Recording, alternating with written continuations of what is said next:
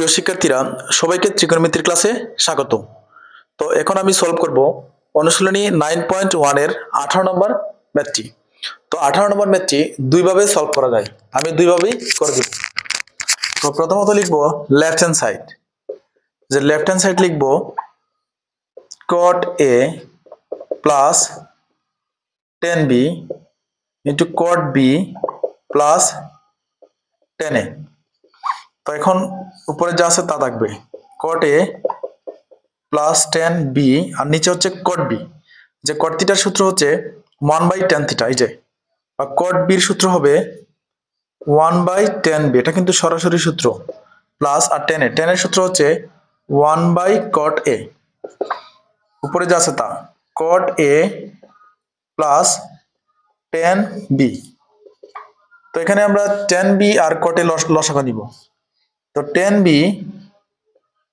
Into cot a যদি আমরা লসাগু নেই, তাহলে এই 10b দিয়ে আমরা প্রথমে লসাগুটাকে ভাগ করে দিব। তো 10b দিয়ে লসাগুকে ভাগ করলে মনে আছে যে আমরা যেটা যেটা মিলবে ওটা বাদ দিয়ে দেব, তাহলে বাকি যেটা থাকবে ওটা দিয়ে ওটাকে গুণ করব।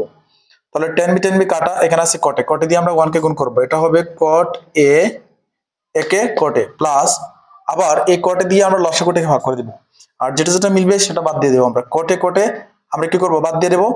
তাহলে এই থাকবে এখানে 10b দিয়ে 1 কে আমরা গুণ করব, এটা হবে 10b।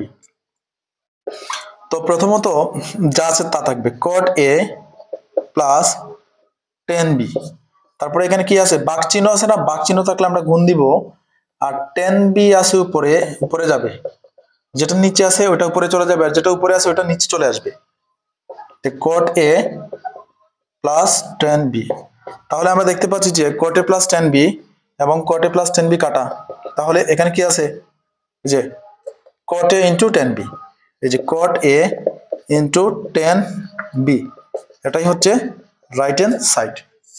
হ্যাঁ, এটার আরেকটা বিকল্প নিয়ম আছে, তো আমি এখন বিকল্পটা করে দেব।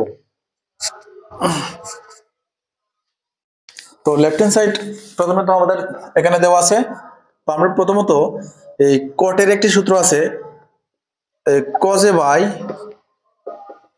sin a, আর 10b এর সূত্র হচ্ছে sin b by cos b, আর cot b এর সূত্র হচ্ছে cos b by sin b plus আর 10 এর সূত্র হচ্ছে sin a by cos a।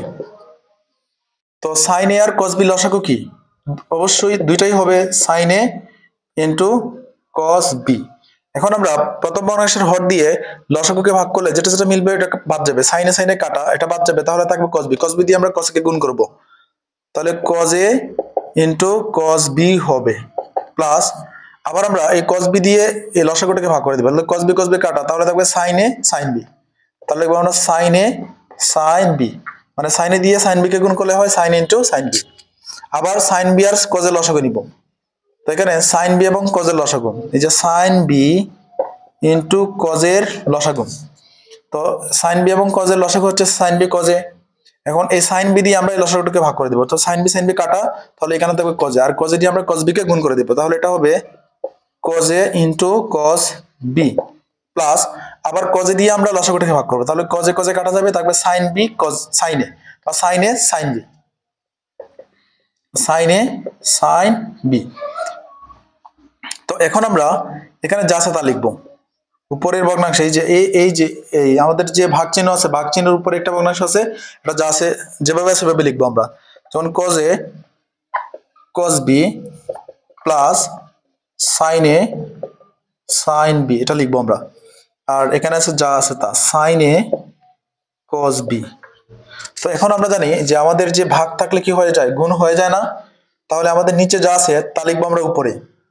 তো নিচে আছে cos a sin b, cos a sin b, আর আমাদের উপরে যা আছে তার নিচে লিখব cos a